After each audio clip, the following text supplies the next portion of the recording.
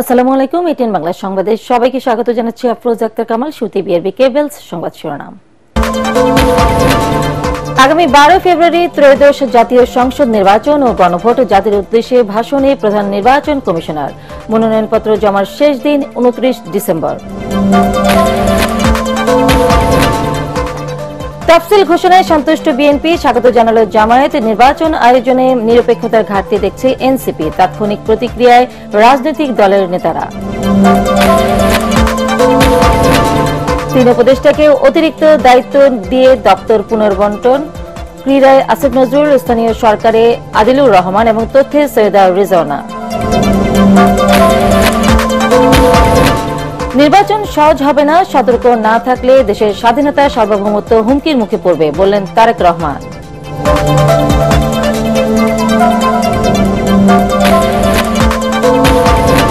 Supreme court সচিবালয়ে উদ্বোধন করলেন প্রধান বিচারপতি। আইনের শাসন ও গণতন্ত্র বজায় রাখার আহ্বান। রাজনৈতিক প্রভাব মুক্ত হল বিচার বিভাগ। আইন উপদেষ্টা এবং শ্বাসরুদ্ধকর 32 ঘণ্টা পর গভীর নলকূপ থেকে শিশু সাজিদ উদ্ধার। হাসপাতালে নেয়ার পর মৃত ঘোষণা।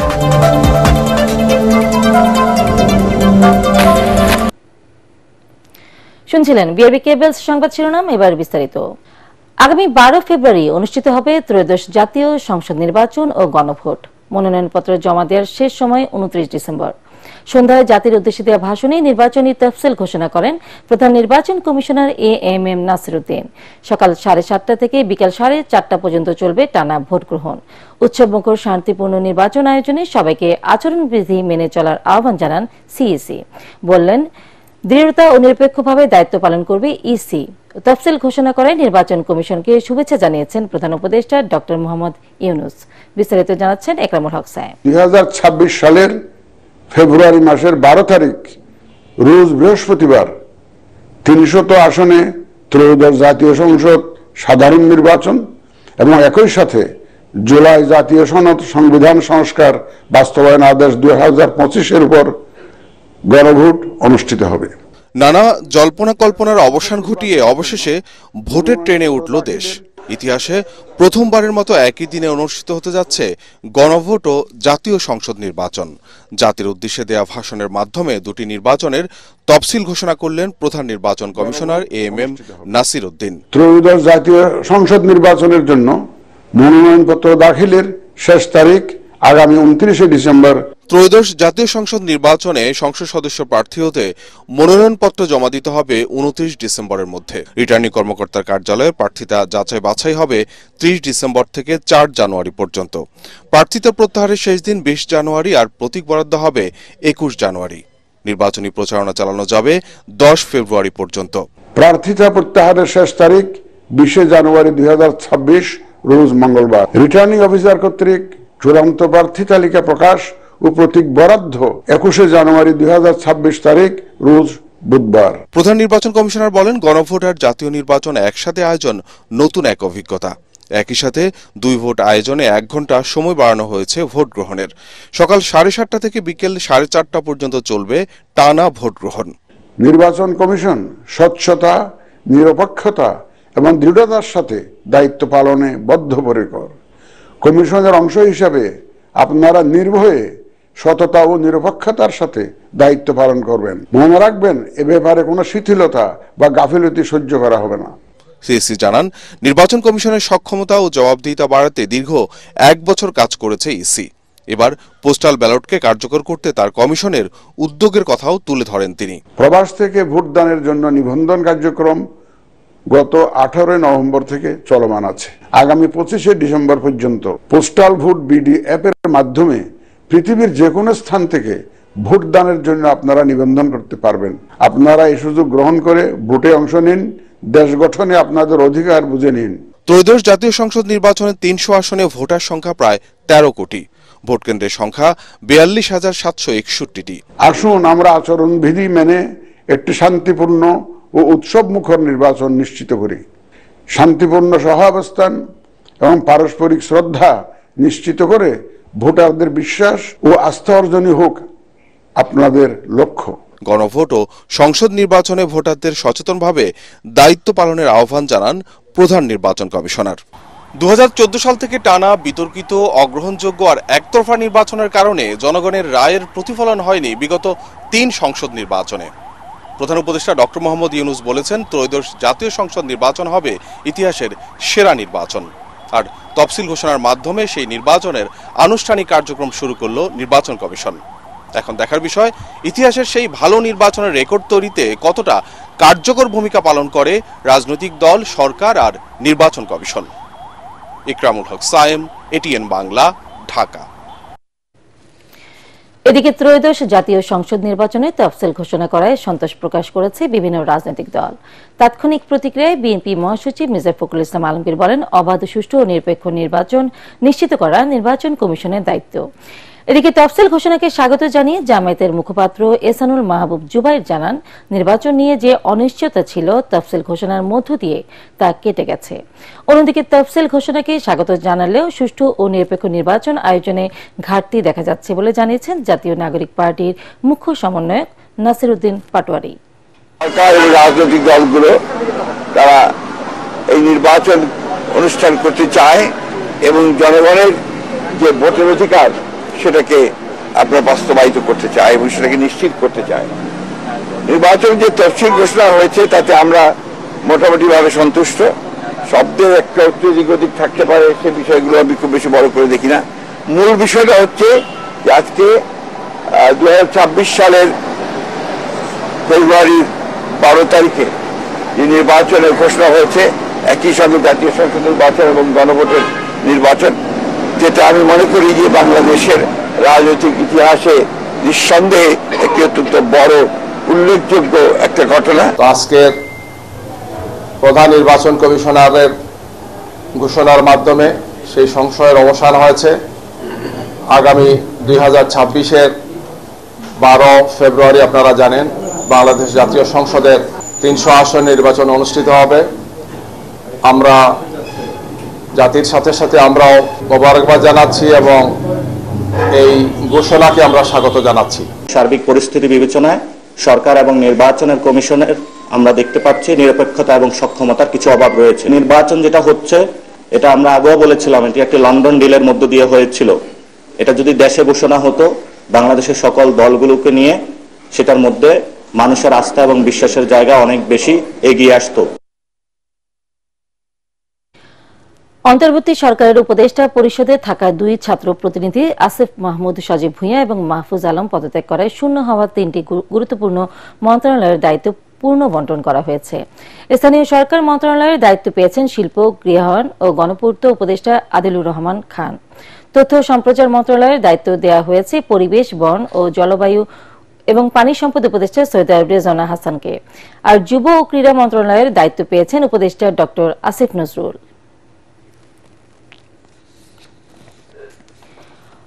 অনেকে মিথ্যা আশ্বাস দিয়ে মানুষকে বিভ্রান্ত করার চেষ্টা করছে, তবে বিএনপি বাস্তবতার নিরিখে দেশ গড়ার পরিকল্পনা নিয়ে এগিয়ে যাচ্ছে বলে মন্তব্য করেছেন দলের ভারপ্রাপ্ত চেয়ারম্যান তারেক রহমান।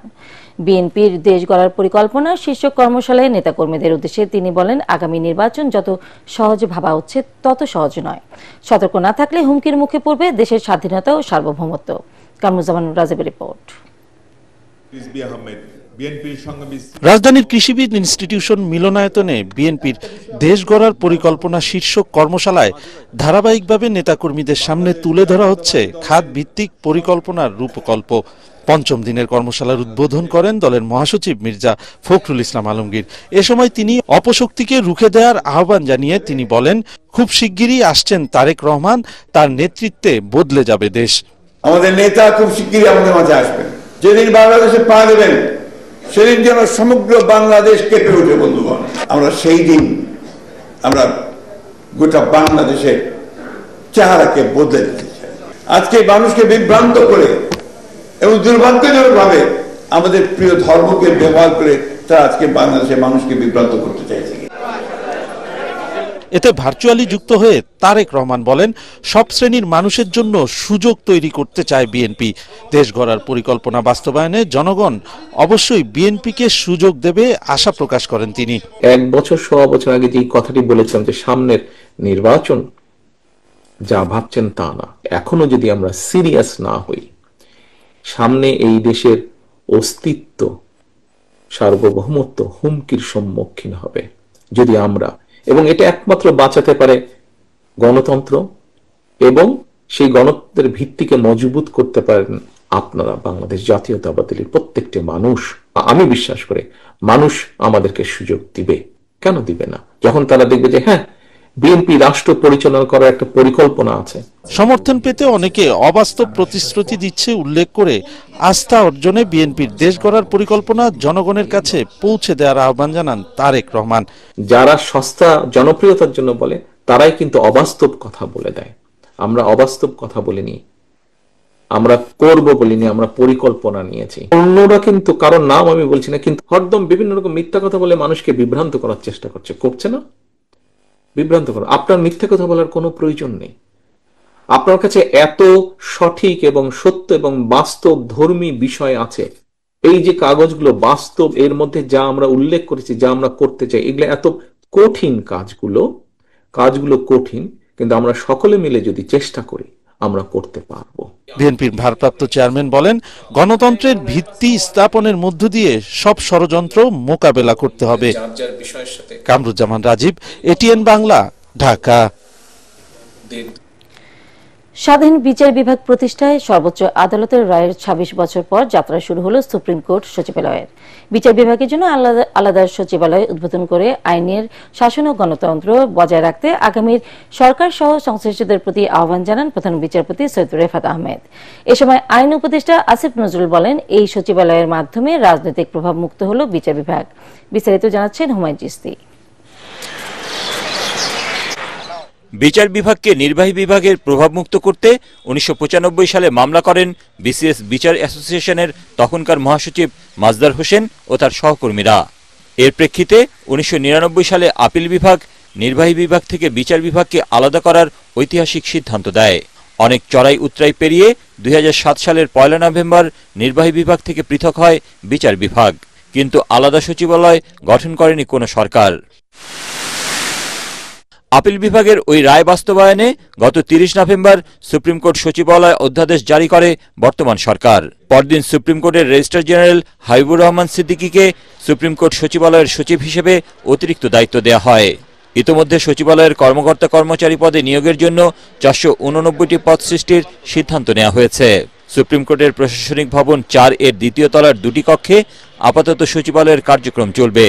বৃহস্পতিবার দুপুরে সুপ্রিম কোর্ট সচিবালয় উদ্বোধন করেন প্রধান বিচারপতি সৈয়দ রেফাত আহমেদ। আমাদের সাংবিধানিক ক্ষমতা বিচার কার্য পরিচালনা করা এবং বিচার ব্যবস্থা পরিচালনা করা, সেটা কিন্তু সবকিছু কনসেন্ট্রেটেড হয়ে গেল সুপ্রিম কোর্টের কাছে।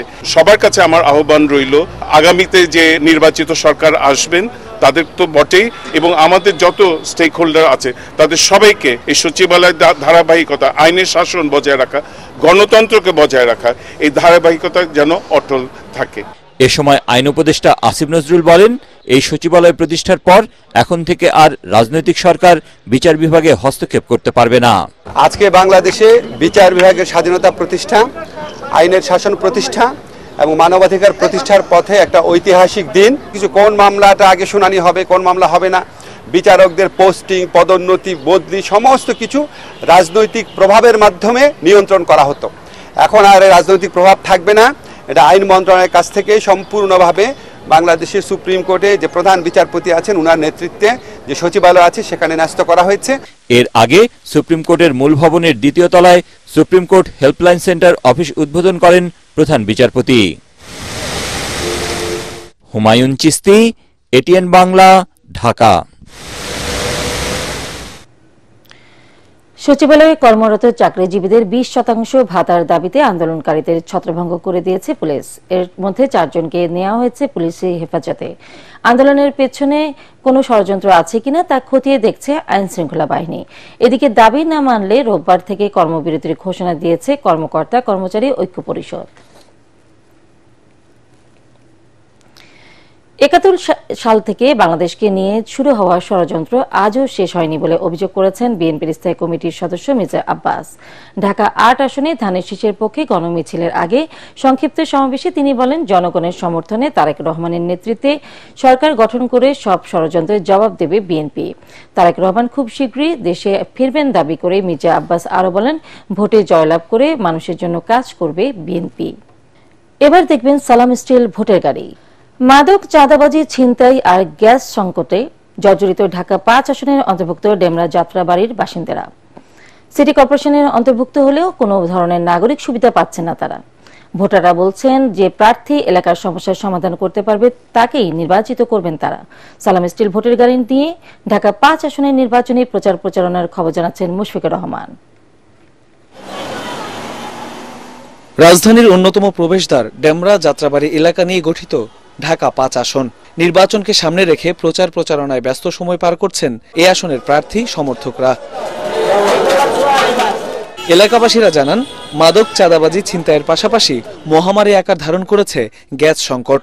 তাই শুধু প্রতিশ্রুতি নয়, এলাকার সমস্যার সমাধান চান তারা।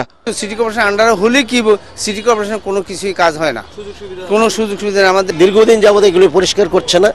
মশা, ডেঙ্গু প্রাদুর্ভাব এখানে বেশি। গ্যাস আমরা পাচ্ছি না, কিন্তু আমরা প্রতি মাসে মাসে বিল দিয়ে যাচ্ছি। আমরা এখানে দীর্ঘদিন ধরে 40 বছর ধরে থাকি। উন্নয়নে কোনো সময় সব প্রার্থী আসছে, আশ্বাস দিয়ে গেছে, এ পর্যন্ত আমরা উন্নয়নে পাইনি এলাকা। এদিকে সাধারণ মানুষের মতামত নিয়ে ভিন্ন ধর্মী প্রচারণা চালাচ্ছেন ঢাকা ৫-এর দাঁড়িপাল্লার কাণ্ডারি মোহাম্মদ কামাল হোসেন। আমরা শিক্ষা, চিকিৎসা, স্বাস্থ্য এই বিষয়গুলো মেইন ফোকাস দিচ্ছি, সাথে সাথে যোগাযোগ ব্যবস্থার উন্নয়ন। ইতিমধ্যে কয়েক হাজার মানুষের মতামত গ্রহণ করেছি। এই সকল মতামত পরামর্শগুলো নিয়ে আমি একটা ইস্তেহার তৈরি করবো ইনশাআল্লাহ। অন্যদিকে নির্বাচনকে সামনে রেখে বাড়ি বাড়ি গিয়ে ভোট চাওয়ার পাশাপাশি উঠান বৈঠক অব্যাহত রেখেছেন বিএনপি মনোনীত প্রার্থী নবীউল্লাহ নবী। জানান, ক্ষমতায় গেলে নাগরিক সুবিধা নিশ্চিতের পাশাপাশি এলাকার সার্বিক উন্নয়নে কাজ করবেন। আমাদের এই ডিএনডির বাঁধের ভিতরে 12 লক্ষ লোক বসবাস করে। এখানে স্বাধীনতার পর স্থায়ী কোনো সমাধান পায় নাই। যদি আমি এমপি হতে পারি, ইনশাল্লাহ এই এলাকার গ্যাস, পানির অভাব থাকবে না। শিক্ষা প্রতিষ্ঠান, খেলাধুলার মাঠ, সরকারি হসপিটাল, এই সমস্ত সবকিছু বাস্তবায়ন করবো ইনশাল্লাহ। ভোটাররা জানান, শুধু আশ্বাস নয়, এলাকাবাসীর জীবনমান উন্নয়নে কাজ করবেন এমন প্রার্থীকে নির্বাচিত করতে চান তারা। মুশফিকুর রহমান, এটিএন বাংলা, ঢাকা। জমে উঠেছে রূপগঞ্জ উপজেলা নিয়ে গঠিত নারায়ণগঞ্জ ১ আসনে নির্বাচনী প্রচারণা। চায়ের দোকান থেকে হাটবাজার সর্বত্রই জমজমাট নির্বাচনী আলোচনা আর আড্ডায়। রূপগঞ্জের ভূমি দখল প্রতিরোধ, মাদক, বেকারত্বের সমস্যার সমাধান সহ নানা প্রতিশ্রুতি নিয়ে ভোটারদের দ্বারে দ্বারে যাচ্ছেন বিএনপির এমপি প্রার্থী মুস্তাফিজুর রহমান ভূঁইয়া দীপু আর জামায়াতের প্রার্থী আনোয়ার হোসেন মোল্লা। বিস্তারিত জানাচ্ছেন ইয়াসমিন রানা। সোনারগাঁও ও সিদ্ধিরগঞ্জ নিয়ে গঠিত নারায়ণগঞ্জ ৩ আসনের ভোটার সংখ্যা প্রায় ৬ লাখ। শিল্প কারখানা থেকে শুরু করে প্রাকৃতিকভাবে সমৃদ্ধ মেঘনা তীরবর্তী এই আসনটি। ঢাকার খুব কাছে হলেও যানজটের সমস্যা, ভালো মানের শিক্ষা প্রতিষ্ঠান না থাকা, চাঁদাবাজি ও মাদকের ব্যাপক সমস্যা রয়েছে আসনটিতে। যার ভাল লাগতেছে এই হারিতেছে, হ্যাঁ এই চাইতেছে, কিন্তু আসলে তো দরকার মেন লোক, ওই লোকটাকু। আমাদের দেশে নেতার নয়, নীতির প্রয়োজন, নীতির পরিবর্তন দরকার। যারা যুব সমাজে তারা দিতে পারে, আশা করি তাদের ভোটটা আগাইতে পারলে ইনশাল্লাহ যেই টানে ইনশাল্লাহ তারাই আগে যাবে। আমরা যারা সাধারণ লোক আছি, আমরাও চাই সুস্থ নির্বাচন হোক। শিক্ষা প্রতিষ্ঠান আর মাদক মুক্ত যদি আমাদের সোনারগাঁও হয়, ইনশাল্লাহ আমাদের সামনে যুব সমাজ ভালো পর্যায়ে চলে যাবে। জনগণের প্রত্যাশার পাশাপাশি নিজেদের পরিকল্পনা নিয়ে ভোটের মাঠ ঘুরে বেড়াচ্ছেন প্রার্থীরা। আসনটিতে বিভিন্ন দলের প্রার্থীদের পোস্টারে ছেয়ে গেছে এলাকা। তরুণ সমাজ ও নারী ভোটারদের নজর কাড়তে বেশ কিছু পরিকল্পনার কথা জানান জামায়াতের প্রার্থী ডক্টর ইকবাল হোসেন ভূঁইয়া। সোনারগাঁয়ের বৈধ গ্যাস সংযুক্তি নিশ্চিত করবার জন্য আমার পক্ষ থেকে যা করণীয় দরকার তাই করব। এডুকেশনাল জায়গা থেকে সোনারগাঁকে চমৎকার করে গড়ে তোলবার ডিসিশন আছে আমার। এটা আমি door to door, man to man, person to person homework করছি ভোটারদের সাথে। ভোটারদের বক্তব্য কিন্তু এরকম যে আমরা যদি ভোট কেন্দ্রে গিয়ে ভোট প্রয়োগ করতে পারি, চোখ বন্ধ করে দাঁড়িপাল্লায় ভোট দিব। বিএনপির প্রার্থী আজহারুল ইসলাম মান্নান জানান, দলের ঘাঁটি হিসেবে পরিচিত এই আসনকে নতুনভাবে সাজাতে চান তিনি। সোনারগাঁও সিদ্ধিরগঞ্জ ইনশাল্লাহ আমরা বিপুল বাজায় সারা পাচ্ছি। সোনারগাঁয়ের জনগণ বাংলাদেশ জাতীয়তাবাদীর আদর্শে চলে। ভোটারদের একটাই কথা যে সুষ্ঠু নির্বাচন হবে, আমরা যাতে আমাদের ভোটের অধিকার আমরা ফিরে পাই। ভোটারদের প্রত্যাশা যে প্রার্থীর উন্নয়ন পরিকল্পনা ও প্রতিশ্রুতি যত ভালো হবে, জয়লাভে এগিয়ে থাকবেন সেই প্রার্থী। ইয়াসিন রানা, এটিএন বাংলা, নারায়ণগঞ্জ। অবাধ, সুষ্ঠু ও নিরপেক্ষ নির্বাচন হলে তারেক রহমানের নেতৃত্বে বিএনপি বিপুল বিজয় অর্জন করবে বলে মন্তব্য করেছেন নাটোর 2 আসনের মনোনীত প্রার্থী এম রুহুল কুদ্দুস তালুকদার দুলু। নাটোর সদরে স্থানীয় বিএনপি আয়োজিত নির্বাচনী উঠান বৈঠকে তিনি এই মন্তব্য করেন। এ সময় সুষ্ঠু নির্বাচন আয়োজনে অন্তর্বর্তী সরকারের নেওয়া নানা পদক্ষেপের সাধুবাদ জানান রুহুল কুদ্দুস তালুকদার দুলু।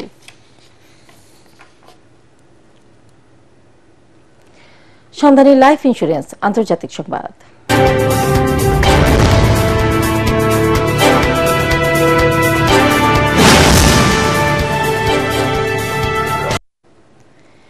এবার আকস্মিক বন্যার কবলে পড়তে যাচ্ছে সৌদি আরব। দেশটির অধিকাংশ এলাকায় ঝোড়ো হাওয়া সহ মাঝারি ও ভারী বর্ষণ হয়েছে। শিগগিরই আবহাওয়া পরিস্থিতির উন্নতি না হলে বিভিন্ন এলাকায় আকস্মিক বন্যা দেখা দিতে পারে বলে জানিয়েছেন জাতীয় আবহাওয়া দপ্তর এনসিএম।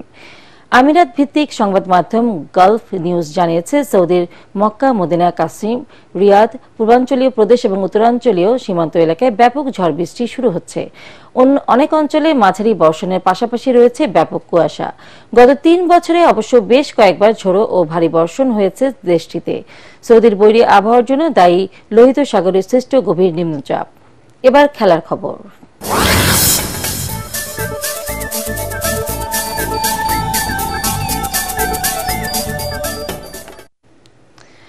আসন্ন বাংলাদেশ প্রিমিয়ার লিগ বিপিএল এর নতুন দল নোয়াখালী এক্সপ্রেসের ব্র্যান্ড অ্যাম্বাসেডর হয়েছেন জনপ্রিয় অভিনেতা জিয়াউল হক পলাশ।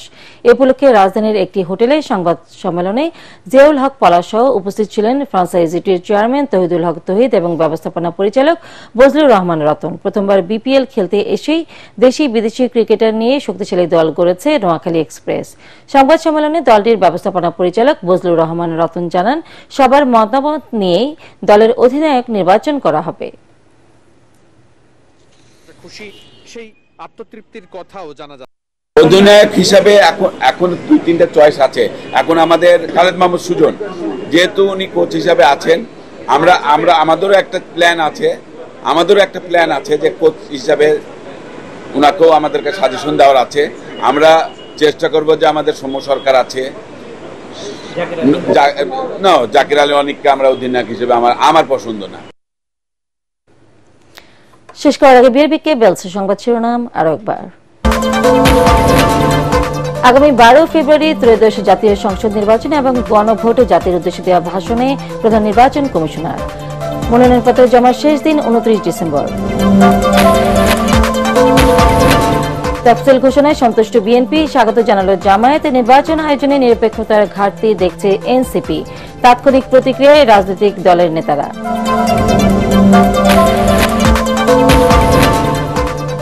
তিন উপদেষ্টাকে অতিরিক্ত দায়িত্ব দিয়ে দপ্তর পূর্ণ বন্টন। ক্রীড়ায় আসিফ নজরুল, স্থানীয় সরকারে আদিলুর রহমান এবং তথ্যে সৈয়দা রিজওয়ানা।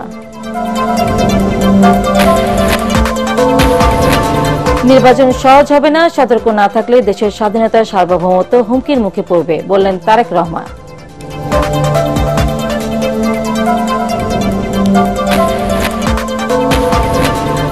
সুপ্রিম কোর্ট সচিবালয়ে উদ্বোধন করলেন প্রধান বিচারপতি। আইনের শাসন ও গণতন্ত্র বজায় রাখার আহ্বান। রাজনৈতিক প্রভাবমুক্ত হল বিচার বিভাগ, আইন উপদেষ্টা। এবং শ্বাসরোধকর 32 ঘণ্টা পর গভীর নলকূপ থেকে শিশু সাজিদ উদ্ধার। হাসপাতালে নেওয়ার পর মৃত ঘোষণা।